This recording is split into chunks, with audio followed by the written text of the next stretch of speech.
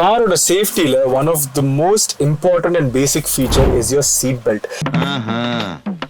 கேட்டுக்க. நீங்கள் seat belt போடாமல் காரில் 6 airbags இருக்குது 7 airbags இருக்குது doesn't matter. ஏன்னா ஒரு ஏர்பேக் ஓப்பன் ஆகிற ஸ்பீட் இஸ் about 300 km/h. நீங்கள் சீட் பெல்ட் போடலைன்னா you will not stop in time.